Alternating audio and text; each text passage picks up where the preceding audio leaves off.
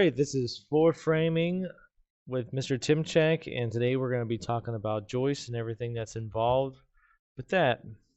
So where we left off was we talked about the mud sill, and we had to talk about that because we were discussing the anchor bolts that have to be placed into the foundation wall before it is dried yet. When you're pouring a concrete, and that's so you can anchor down your mud sill. And remember, your mud sill has to be made out of pressure treated wood. It's usually a 2x8, and then you have to put your sill down first. All right, so this is a picture of just how when you're placing your anchor bolts, you can see that that's still wet concrete. But here's your sill. All right, so you have your anchor bolt that's in the concrete. You literally just poke your sill over your bolt, and then put the 2x8 treated wood. That's your mud sill right on top, and then you anchor it down. So what that sill does is that it prevents that airflow from getting in between your mud sill and your foundation wall, and it really seals that gasket up. So the less air coming in from the outside, the better in your house. All right, so what we have here is we have someone measuring for their anchor bolts, because you have to measure pretty accurately and to drill your holes so your anchor bolts can slide through your mud sill. That's a slow way of doing it. The fastest way of doing it is just lay it on top where you want it, hit this with a hammer, and then it leaves a little indentation from the bolt, and then that is exactly the spot where you're going to drill at. And so that's how that works. So once you have the hole, you place the sill on, and then you fasten down the bolts and the washers. The large square washers like this work the best, but sometimes you can just get round ones. It all depends what you got available. And then you just fasten it down and with an impact wrench, and you're good to go. This is unlike any other kind of impact that we use, not an impact driver, but this is an impact wrench, and you put sockets on this end here, and that's how you fasten down large nuts. All right, that's just Larry Hahn's video here. I'll put that attached to the lesson. All right, so say you did not put your anchor bolts in the right locations, or maybe you need another one somewhere to attach your plate. You can use something called a wedge anchor, and this is something that you can use to fasten down your mud sill after the concrete has been poured. So here it is right here. It's a lot like the anchor bolts, but it has this sleeve at the end, and that gets pushed down when you hammer it into the hole that you drill in the concrete, and it literally wedges itself into the concrete.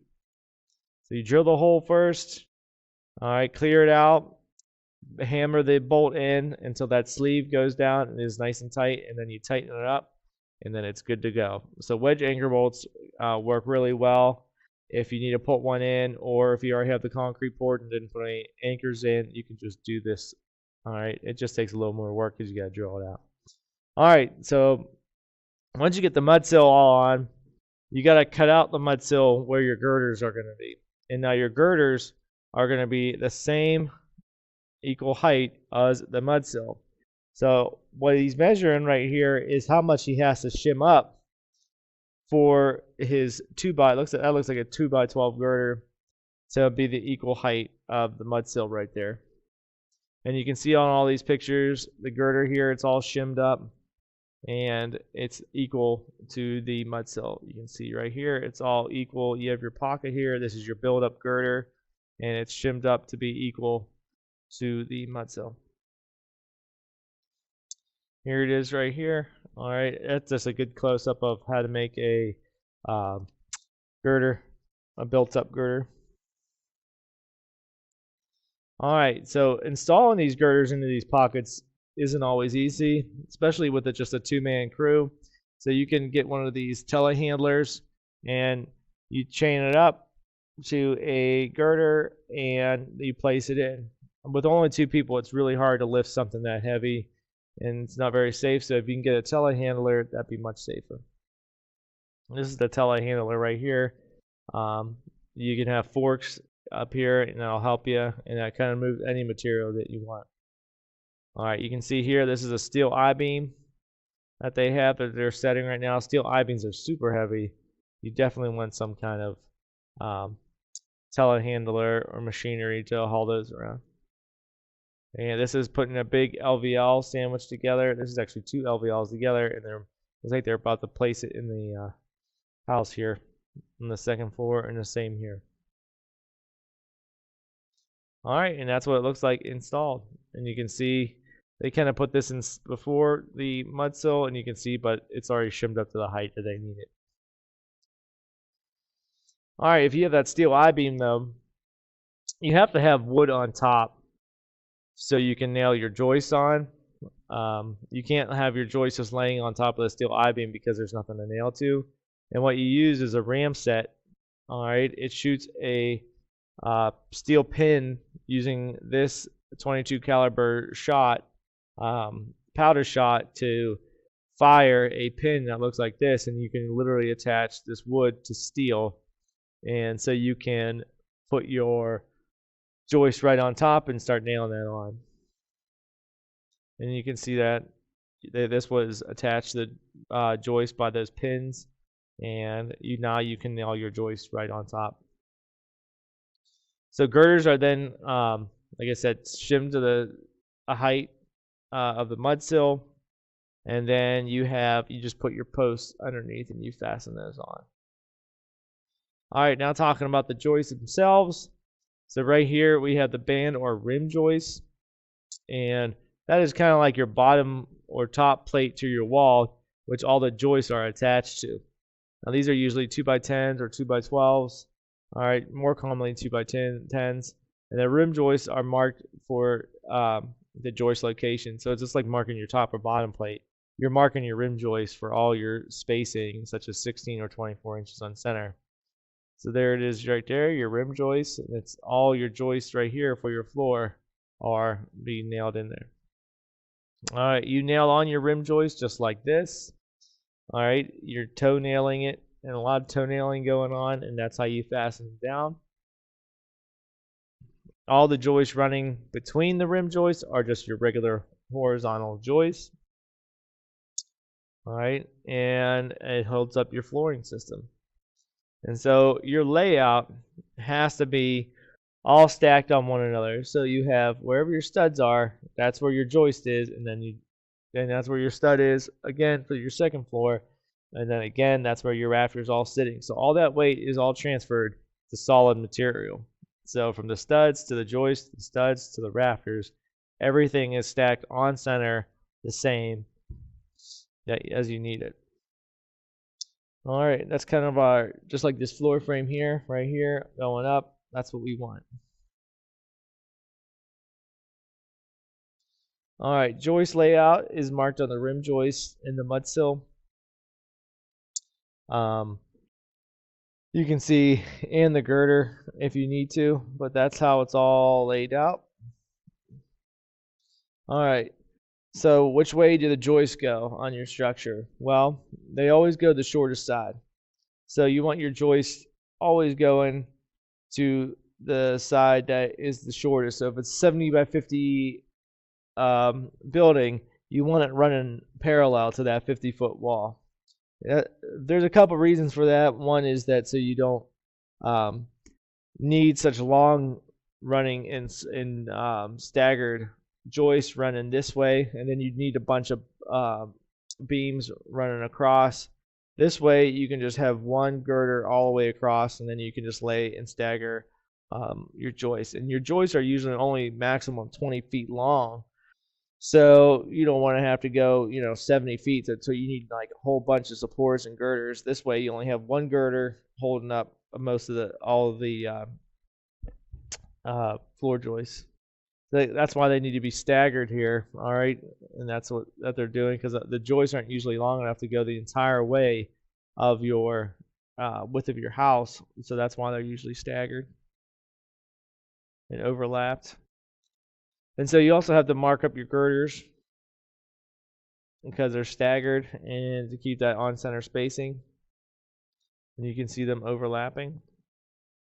This is a beautiful picture here of all the overlapping of the joists.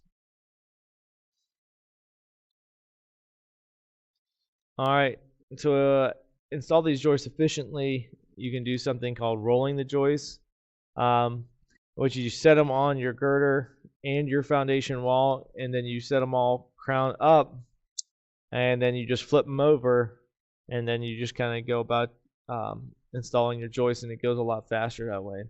The crown of the joist does have to go up, because if it's already down, then the floor is going to sag, and when you put weight on it, such as your partition walls, it's just going to sag even more. So it's really important that you have your floor joist crowning up.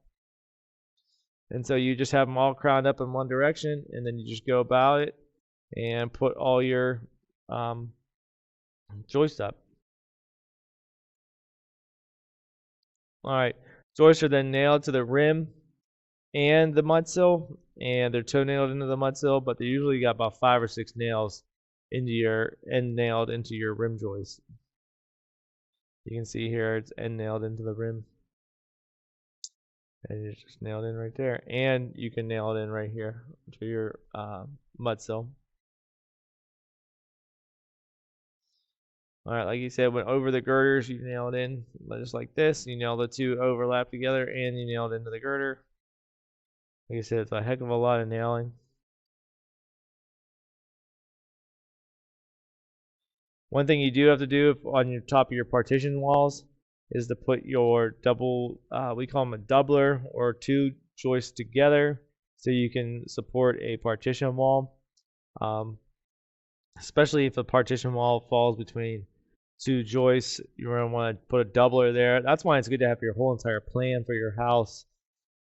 So you're just, when you're framing, you're constantly looking forward and seeing what's going to go where, so you can prepare for what's coming next and frame it correctly. So you need to double it up if a partition wall is going to be located directly above it, so to support that load weight. All right, and the different types of eye joists, you have this one right here. This is an eye joist. You have a 2x on either end, top and bottom, and then you have OSB there, and they're manufactured, and you can order them to different lengths. You can cut them to size though. The benefit of them, here they are right here. They can span quite a length, and you can get them manufactured to pretty long lengths. They're nice and straight. There's no crowning really necessary. They're easy to drill through with the OSB in the middle for your electrical, HVAC, plumbing. And some even come with some pre-cut holes, kind of like this right here. These were all pre-cut, and you can run your HVAC through it. And you can see how much you can get all your electrical, plumbing, and HVAC all up into your floor joist, so they're not taking up room overhead. So like I said, it's easy to cut the holes. You can have multiple sizes of it, and you can have pretty long spans with it. So if you really want something super strong and you have to have wide openings with limited support, floor trusses are the way to go. They're manufactured using 2x4 lumber, and they kind of create this webbing that you can run your plumbing and electrical through. They're great if, like, for a shed or a barn that you don't want a bunch of posts holding up your floor joist, so because you can have such a great span. And then they're pretty expensive, and you have to order them specifically what you're using it for. And it's kind of a negative about it is that you have to cut them. They cannot be modified all that easily. I mean, you can do it, but say like one spot you needed some shorter ones or something like that, you kind of have to take it apart and put it back together.